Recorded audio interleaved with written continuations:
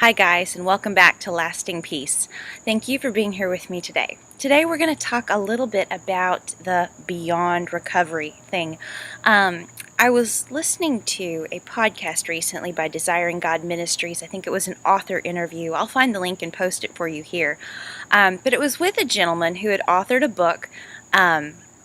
His name is Heath Lambert, and the title of the interview was Porn, Pride, and Praise. Now, if you've read my book, you do know that I share a little bit of my husband's story about his struggle with pornography, and I draw some parallels between his struggle and my struggle with an eating disorder, the similarities of addiction and the inability to let go of something that has become a part of our identity. Anyway, when this gentleman was interviewed and his talk was geared toward men who struggled with pornography, I could hear again the echo of a similarity with an eating disorder. And one of the things, I told you the title of it was Porn, Pride, and Praise.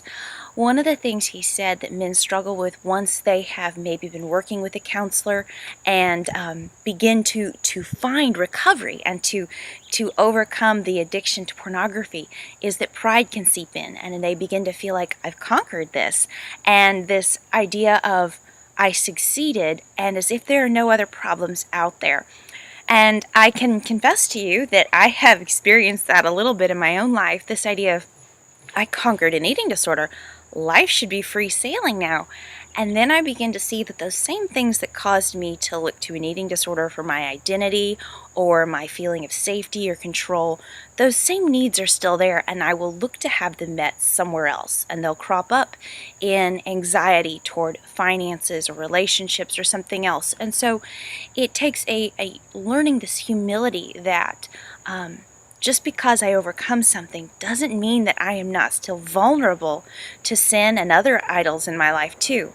It's also comforting from the other aspect, though, that when you're still dealing with an eating disorder and you look out and it feels like the rest of the world maybe has life figured out and they're looking at you as if you're broken, to understand that all of their addictions, all of their idols and things are just as real as yours are.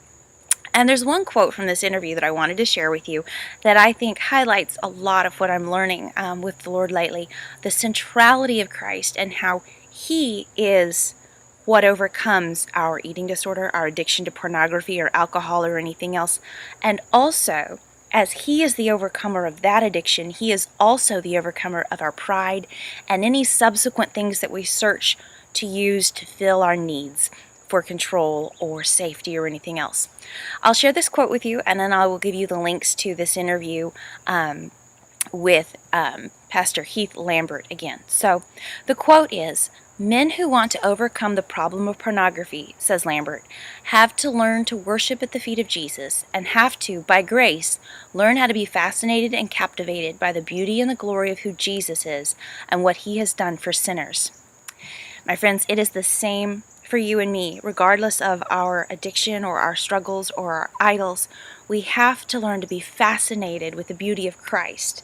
And only that will overcome our current addiction and also give us an immunity to all of those other things that will seek to crop up and fill those needs that we still have, unless we find that fulfillment, the satisfaction of that desire and that craving for beauty and for a sense of peace and control in Christ Jesus. Thank you so much, and I'll see you next week. Bye.